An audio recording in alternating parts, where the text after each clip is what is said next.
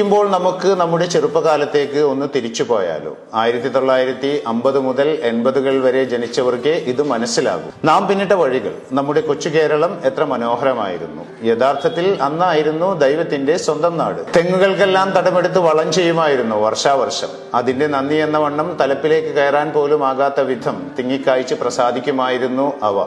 മാസാമാസമുള്ള വിളവെടുപ്പ്. കിട്ടിയ തേങ്ങയിൽ വീട്ടാവശ്യത്തിനുള്ളത് എടുത്ത് ബാക്കി ഉണക്കി കൊപ്രയാക്കി ആട്ടിയ വെളിച്ചെണ്ണ കൊണ്ടുവരുമ്പോൾ ആ പ്രദേശം മുഴുവൻ അറിയുമായിരുന്നു നാളികേര സുഗന്ധം. തൊഴുത്തിലെപ്പോഴും ഒരു പശുവിനെങ്കിലും കറവ ഉണ്ടാകുമായിരുന്നു. പാലും മോരും തൈരും വെണ്ണയും നെയ്യും അടുക്കളയിൽ എപ്പോഴും നിറഞ്ഞു നിൽക്കുമായിരുന്നു. നെല്ലും പയറും മുതിരയും ഉഴുന്നും ഊഴം പോലെ മുറ്റത്ത് കിടന്ന് ഉണങ്ങുമായിരുന്നു. പുരയിടങ്ങളിൽ അമ്മ നടുന്ന പച്ചക്കറിക്ക് വെള്ളം ഒഴിക്കാനായി ഓടി നടക്കുന്ന അച്ഛൻ. ചെറിയ മൺപാത്രങ്ങളിൽ വെള്ളം തൂക്കി നിരനിരയായി ഞങ്ങൾ കുട്ടികൾ ചീരയെയും കൈപ്പയെയും വെണ്ടയെയും നനച്ചിരുന്നു. ഇടക്കൊക്കെ മൂക്കാത്ത വെള്ളരിയും വെണ്ടയും പൊട്ടിച്ചു വായിലാക്കിയിരിക്കും. വൈകുന്നേരം ഒരു പ്രധാന ജോലിയുണ്ട്. തലേന്ന് കത്തിച്ചു വെച്ച കരി പിടിച്ച കറുത്ത മണ്ണെണ്ണ വിളക്ക് തുടച്ചു മിനുക്കി വെക്കണം. അത് കഴിഞ്ഞ് കിണറ്റിൻ കരയിൽ ചെന്ന് വെള്ളമെടുത്ത് ലൈഫ് ബോയ് സോപ്പും ചകിരിയും ഉപയോഗിച്ചുള്ള കുളി. പിന്നെ ക്യൂട്ടിക്യൂറ പൗഡറിന്റെ സുഗന്ധം.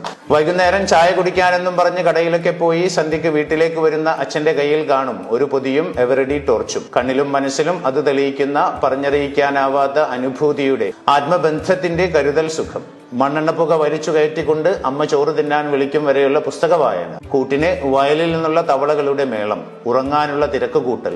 കാലത്തെണീറ്റാൽ ഉടനെ ഉണക്കയിലകൾ കൂട്ടിയിട്ട് കത്തിച്ച് വട്ടം കൂടിയിരുന്ന് തീക്കായൽ. ആ സമയത്ത് മഞ്ഞ് വീണ് നിറഞ്ഞ വൈക്കോൽ കൂനയിൽ നിന്നും വെളുത്ത പുക ഉയരുന്നുണ്ടാകും. കുളിയും ചായകുടിയും കഴിഞ്ഞ് 9 മണി എന്ന കണക്കിൽ പുസ്തകക്കെട്ടിന് ഇലാസ്റ്റിക്കും വലിച്ചിട്ട് ബട്ടൺ പൊട്ടിയ ട്രൗസറും പിടിച്ച് ഒറ്റ ഓട്ടം സ്കൂളിലേക്ക്.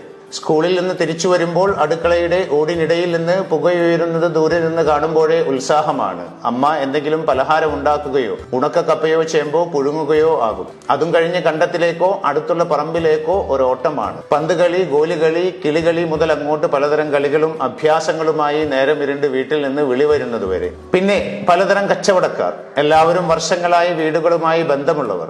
ഓട്ടുപാത്രങ്ങൾ തലയിലേറ്റ് കൊണ്ടുവരുന്ന ആളുകൾ.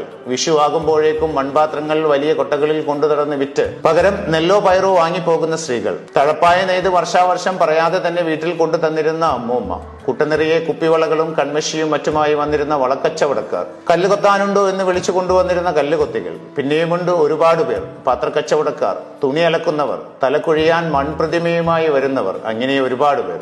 അവരൊക്കെ ഒരു കാലത്ത് ആ സംസ്കൃതിയുടെ ഓരോ ഭാഗങ്ങളായിരുന്നു.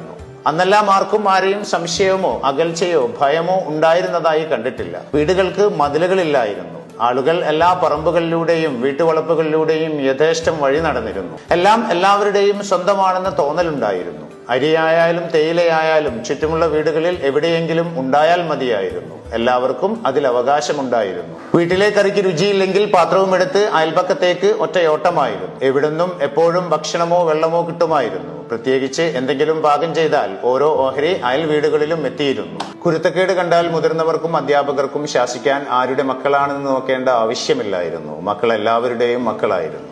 നമ്മുടെ വീട്ടിൽ ആരെങ്കിലും ആശുപത്രിയിൽ അഡ്മിറ്റ് ആയാൽ ആരോടും ഒന്നും പറയണ്ട.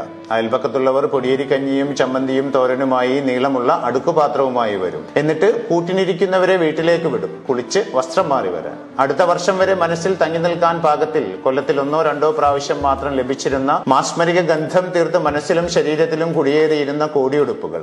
മുറ്റത്ത് നിന്ന് മുല്ലയും കനകാംബരവും പറിച്ചു കോർത്ത മാലയുടെ ഗന്ധം. തൊടികളിൽ നിന്നും ഇടവഴികളിൽ നിന്നും കുന്നിൻ പറമ്പുകളിൽ നിന്നും പൂക്കൾ പറിച്ച് താളിലയിൽ പൊതിഞ്ഞു കൊണ്ടുവച്ച് പൂക്കളങ്ങൾ ഉണ്ടാക്കിയ കാലം. പിന്നീട് എപ്പോഴോ പോയി മറഞ്ഞ മനോഹരമായ ആ കാലം. ഇടക്കൊക്കെ വെറുതെ ഇരിക്കുമ്പോൾ അതിങ്ങനെ മനസ്സിൽ വന്ന് പതിയെ വിളിക്കും. ഒന്ന് കണ്ണടച്ചു കൊടുത്താൽ മതി, നമ്മളെയും എടുത്ത് പറക്കും കാലങ്ങൾക്ക് പിറകിലോട്ട്. എല്ലാവരും അറിയട്ടെ, ഇങ്ങനെയുള്ള ഒരു നല്ല കാലം നമ്മളിൽ പലർക്കും ഉണ്ടായിരുന്നു എന്ന്. ഇനി ഒരിക്കലും തിരിച്ചു വരാൻ സാധ്യതയില്ലാത്ത കാലം, നമ്മുടെയൊക്കെ ചെറുപ്പകാലം. കേൾക്കാൻ നല്ല സുഖം അല്ലേ? പക്ഷേ അതോടൊപ്പം തെങ്ങ്